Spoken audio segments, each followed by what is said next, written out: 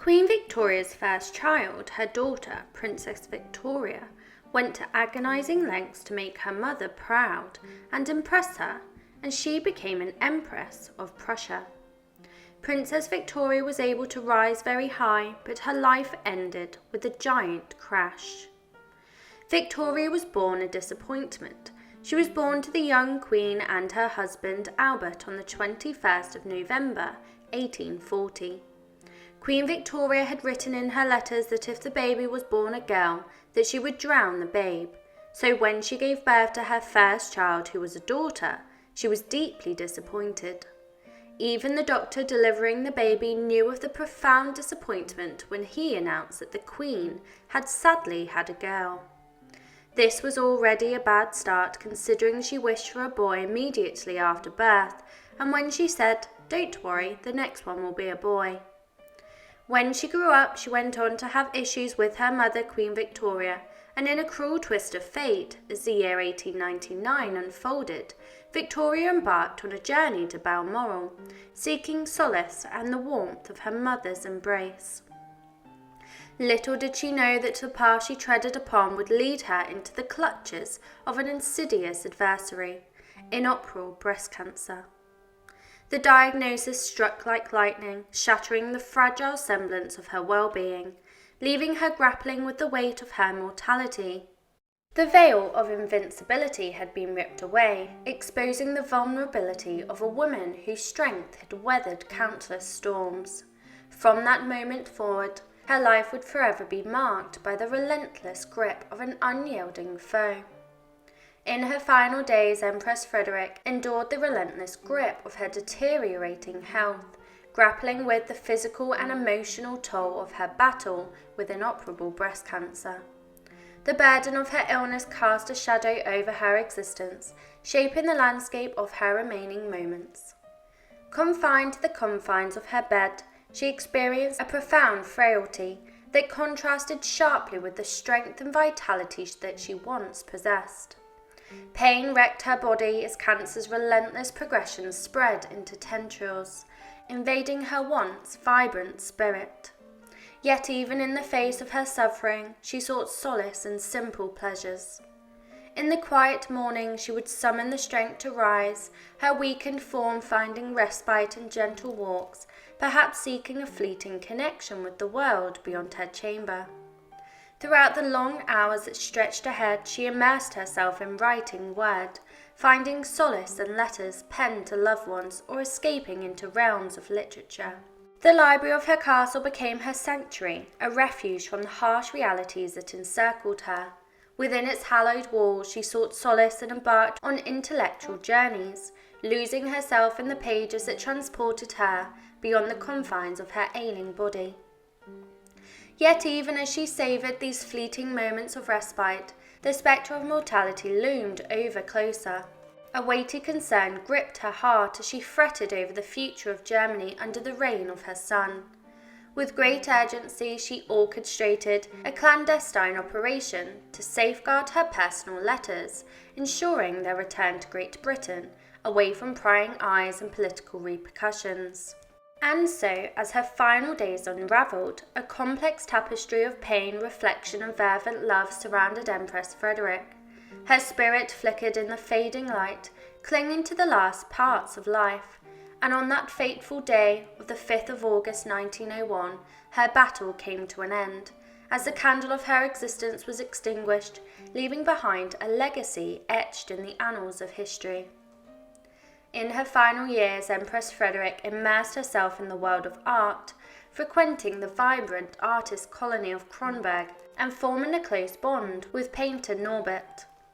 Despite her declining health, she maintained a routine of morning walks and spent hours writing letters or indulging in reading within the castle's library. However, in late 1898, her world turned dark as doctors delivered the devastating news of inoperable breast cancer. Confined to her bed for prolonged periods, she faced the agony of the disease spreading to her spine by autumn of 1900. The breast cancer was inoperable, as the medical advancements and treatment options for cancer in the late 19th century were very limited compared to what is available today. Surgical removal of the affected tissue, such as a mastectomy, was one of the primary approaches at the time. However, the understanding of cancer and the effectiveness of treatments were not as advanced as they were now, and her battle with cancer took place during a time when cancer treatment options were very limited, and the disease was often difficult to manage. Her struggle with cancer and her subsequent passing highlight the challenges faced by individuals fighting the disease during that era. Fearing that her personal letters would fall into the wrong hands, particularly those expressing concerns about Germany's future under her son, she orchestrated an operation. Her godson Frederick Ponsonby retrieved the letters, covertly returning them to Great Britain. He later edited and provided commentary on the letters, ultimately publishing them in 1928. Tragically, on the 5th of August 1901, the Empress Dowager breathed her last breath, mere months after her mother's passing. She found her final resting place beside her husband in the Grand Royal Mausoleum in Potsdam. Adorning her tomb is a majestic marble effigy depicting her lying in eternal repose. Within the same hallowed grounds, her two deceased sons, Sigismund and Waldemar, rest alongside her. In a poignant display of reverence and mourning, the grand funeral of Empress Victoria unfolded, shrouded in sombre aura. The world stood witness to the solemn proceedings, compelled by the weight of her extraordinary life and untimely passing. The mausoleum in Potsdam became a sanctuary of sorrow, housing the royal mausoleum where the Empress Dowager's final resting place awaited. With bated breath, the assembly gathered, family, dignitaries and mourners alike, united in their shared grief, paying homage to a remarkable woman. Within the hallowed walls, the air grew heavy and heartache as the ceremony commenced. Enveloped in sacred rituals and religious rites, the Empress Dowager was laid to rest alongside her beloved husband and her cherished sons. Amidst the flickering candles and the scent of incense, the marble effigy of Empress Victoria stood as a silent witness to her eternal slumber, a poignant reminder of her enduring presence in the annals of history. Her passing left a giant void, a palpable absence felt by all who had known her spirit. Yet within the depths of their collective grief, the mourners found solace, cherishing her legacy and finding strength in the memories of her extraordinary life. Princess Victoria, the Princess Royal, had a significant legacy as a member of the British royal family. Her marriage to Crown Prince Frederick of Prussia strengthened ties between the British and German monarchies, and despite her declining health, she attended her mother Queen Victoria's funeral. Princess Victoria's philanthropic work, support of the arts and diplomatic role influenced European monarchies. Her advocacy for healthcare, education and social welfare positively impacted society, and her title, family connections and contributions to European history leave a lasting imprint. Princess Victoria's legacy is one of royal duty, cultural patronage, and a dedication to societal well-being. The tragic death of Princess Alice. In the depths of history, in 1843, a radiant being emerged into the world. Princess Alice, a precious jewel born into the majestic realm of the United Kingdom, was bestowed upon Queen Victoria and Prince Albert as their third celestial gift. In the embrace of their royal lineage, Alice joined her esteemed siblings, the illustrious Victoria, Princess Royal, and the future sovereign, the Prince of Wales. Alice had an insatiable thirst for understanding the essence of ordinary lives. She found solace in observing the ebb and flow of humanity. She delighted in the humble existence of the farmers, often venturing to Balmoral with her kin, nurturing her younger siblings and kindling her philanthropic spirit from an early age. Even in the throes of the Crimean War, at the tender age of 11, Alice graced the hospitals, bringing solace to the ailing soldiers. Her compassion only grew from there, in parallel with her own evolution. In the year of 1861, the cruel hand of fate snatched away Alice's beloved grandmother, Victoria, Duchess of Kent, and her beloved father, Prince Albert.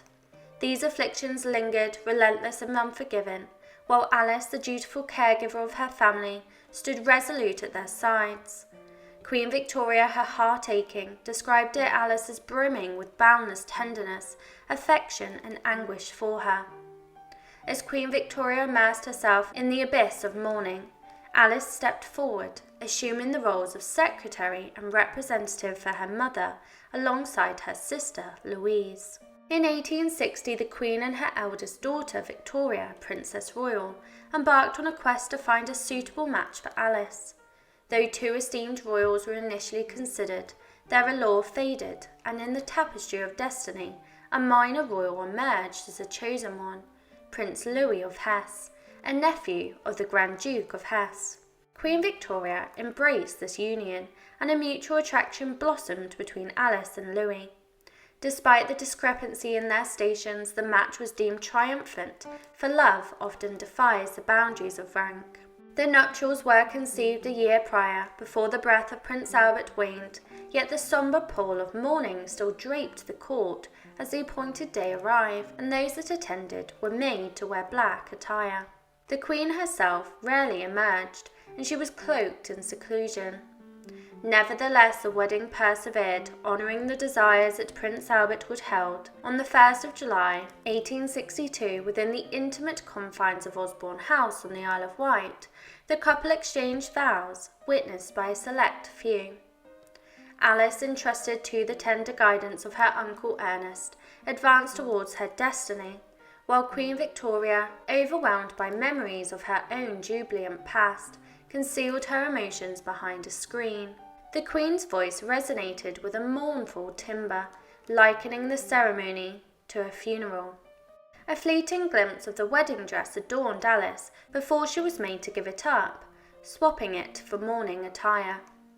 Alice and Louis, bounded by vows and destiny, embarked upon a new chapter in Darmstadt, nestled within the Grand Duchy of Hesse, beside the flowing Rhine. It was here, amidst a simpler existence, that they settled into an acquainted dwelling by the roadside. Their means were only modest. It was here that she threw herself into charity work and began to study art, and luckily Alice did not mind the drop in status, as she loved her new husband dearly. In the year 1863, the pair went on to have a daughter named Victoria, who drew her first breath in the embrace of England.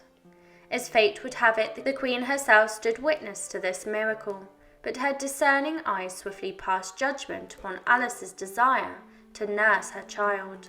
Over the next decade, the couple welcomed 6 more children into their family: daughters Irene, Elizabeth, Alex, and Marie, and sons Frederick and Ernest. Alice was a mother steeped in devotion, and she balanced her nurturing role with tireless charity endeavours. Her pursuits centred on women causes, and in a remarkable turn of events, she took charge of the state military hospitals during the tumultuous Austro-Prussian War. These were very trying times for Alice, for Hesse aligned itself with Russia in the conflict, while her own sister held the title of Crown Princess of Prussia.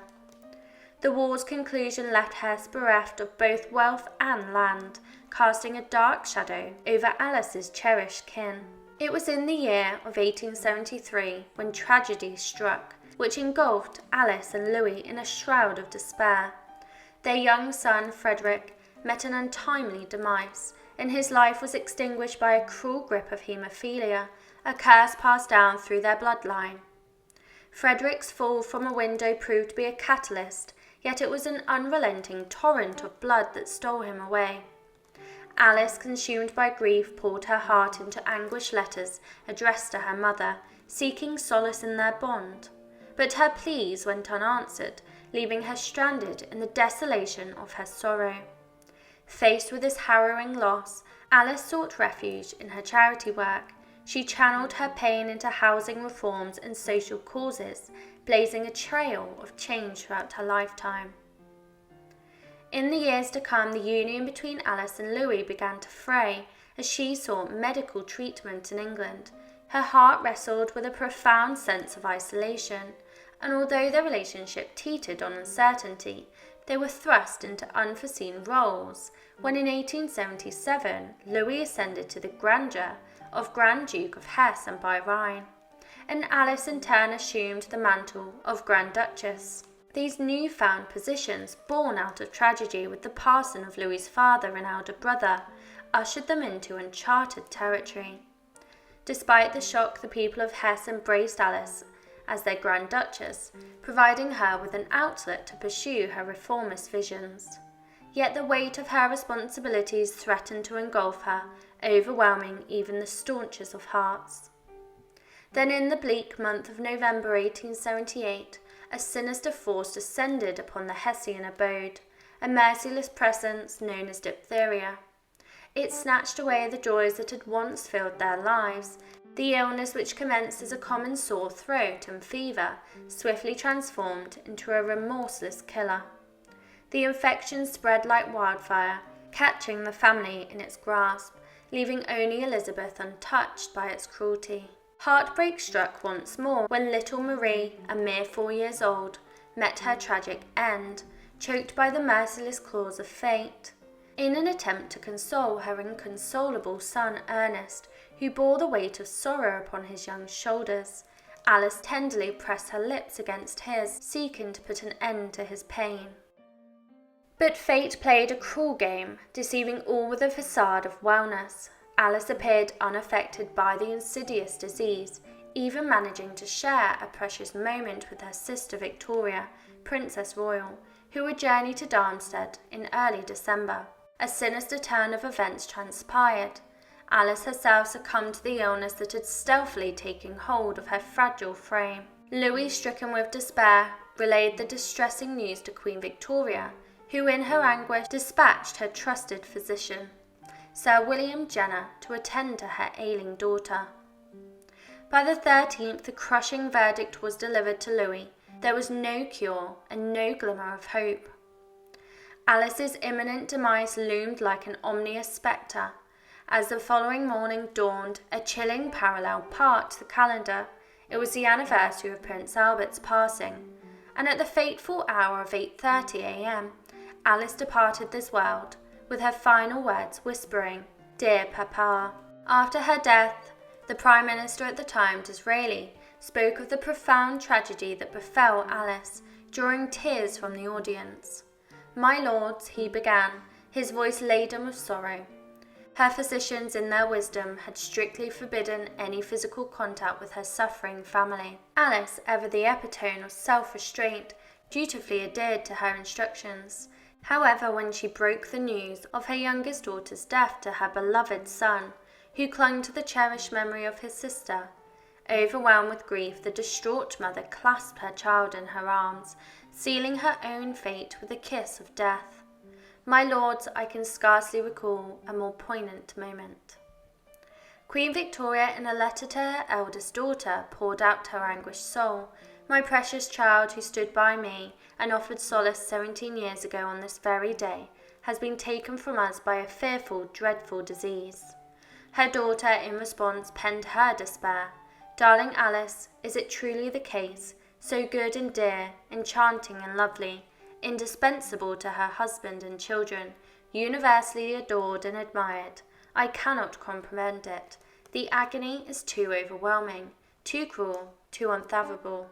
Princess Victoria, trapped by the dictates of her in-laws, was forbidden from attending her sister's funeral, lest she too fall victim to the ravages of illness. For the grieving queen, the burden became unbearable. A daughter lost on the anniversary of her husband's passing. The newspapers overflowed with heartfelt messages of support and affection for Alice, who had forever been a princess of the people, treating all with utmost kindness. Even her sister-in-law, the Princess of Wales, formerly Alexandra of Denmark, who cherished her deeply, uttered the words of anguish, "I wish it had been me who perished instead of her." Alice found her final resting place in Darmstadt, where a monumental tribute still stands, commemorating her and her little Marie. Her mark on the world remained, through her extraordinary charitable endeavours, the institutions she founded, including women's training services and the Alice Hospital in Darmstadt, carrying forward her noble mission. In a tragic twist of fate, Alice's untimely demise shielded her from her further anguish. She was spared the witnessing of the heart-wrenching fate that awaited her daughters, Alex and Elizabeth, as they married into the Russian royal family, only to suffer cruel fates and meet their tragic ends, along with Alex's children, at the hands of the Bolsheviks in 1918. Nonetheless, Alex's lineage endures to this day, with her great-grandson, Prince Philip, and her great-great-grandson, Charles, who recently became king. The death of Princess Helena. Princess Helena, a member of the British royal family, faced personal losses during the Edwardian era following Queen Victoria's reign, with the deaths of her son, Prince Christian Victor, and her mother, Queen Victoria.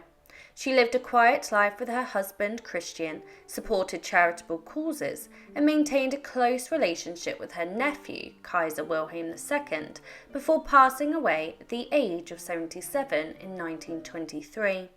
Her funeral was meticulously orchestrated, with King George V leading the procession, and she was initially interred in the Royal Vault at St George's Chapel, before being moved to the Royal Burial Ground at Frogmore in 1928, securing her lasting legacy within the British monarchy's history and traditions. Following Queen Victoria's reign, the Edwardian era began. During this period, Princess Helena faced significant personal losses. Her beloved son, Prince Christian Victor, passed away in 1900. And only 3 months later, her mother, Queen Victoria, also passed away at Osborne House on the 22nd of January 1901. The new monarch, Edward VII, had distant relationships with his surviving sisters, except for Princess Louise. Notably, Queen Alexandra harboured jealousy towards her sister-in-law and did not extend invitations to Sandringham. Alexandra also never fully forgave Helena and Christian for their marriage controversy in the 1860s. Helena found herself distanced from her surviving siblings and continued her role as a supporter of the monarchy and an advocate for numerous charitable causes. She and Christian lived a quiet life, but did fulfill some royal duties. On one occasion, they represented the king at the silver wedding anniversary of Kaiser Wilhelm II and Augusta Victoria in 1906. During this era, Helena made a poignant visit to the grave of her son, Prince Christian Victor, who had succumbed to malaria while serving in the Second Boer War in 1900. During this visit, she met South African Prime Minister Louis Botha, though Jan Smuts declined to meet her, partly due to bitterness over South Africa's loss in the war and the personal tragedy of losing his son in a British concentration camp. In 1902, Prince and Princess Christian relocated to Scromberg House in London, which is now partly occupied by the Oxford and Cambridge Club. Before the outbreak of World War I, Helena was one of the few maternal relatives with whom her nephew Kaiser Wilhelm II had a close relationship. When Wilhelm welcomed his first child, he caused a family scandal by asking Helena, not his mother, to choose a nurse for his son.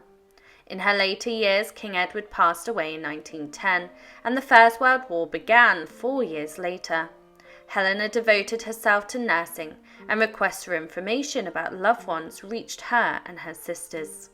The decision was made to forward these letters to Crown Princess Margaret of Sweden, since Sweden remained neutral during the war.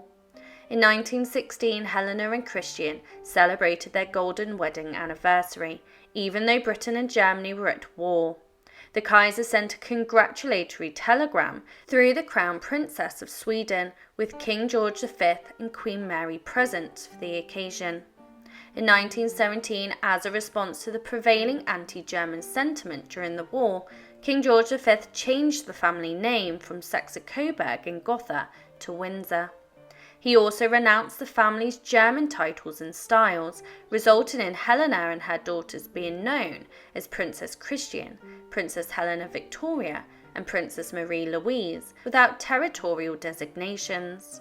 Helena's surviving son, Albert, fought alongside the Prussians but declared that he would not fight against his mother's homeland. In the same year, on the 28th of October, Prince Christian passed away. Helena's final years were marked by disputes with commissioners who attempted to remove her from her home and Cumberland Lodge due to the expenses of maintaining her households. However, they failed as clear evidence of her right to reside in these residences for life was presented. On the 9th of June 1923, Princess Helena breathed her last at the venerable age of 77 within the confines of Schomberg House. Her passing marked the end of a life that had been closely entwined with the grand tapestry of the British royalty in history. Her departure from this world set the stage for a solemn and meticulously orchestrated funeral, a final act that would be etched in history as a magnificently stage-managed scene, as recounted by her biographer. At the helm of this poignant occasion was none other than King George V himself, leading the ceremonial procession to pay tribute to the departed princess. The regiment that held a special place in Helena's heart, the regiment of her cherished son, Prince Christian Victor, stood in formation, lining the hallowed steps of St. George's Chapel at the illustrious Windsor Castle. In the wake of her passing, the initial resting place chosen for Princess Helena was the Royal Vault at St. George's Chapel, where she was interred on the 15th of June 1923. This was a moment of closure and reflection, as the princess found her temporary repose amidst the distinguished company of other royal souls. However, a poignant chapter was yet to unfold in this tale of remembrance and veneration. It wasn't until the 23rd of October 1928, when the royal burial ground at Frogmore was consecrated, that the next chapter of Princess Helena's journey began. The ceremony marked the transition of her mortal remains to their final abode, a few miles from the historic Windsor. It was a moment that bridged time and memory, a testament to her enduring presence in the annals of British history. In the serene and picturesque surroundings of the royal burial ground, Princess Helena's legacy was laid to rest, ensuring that her memory would forever remain entwined with history and traditions of the British monarchy.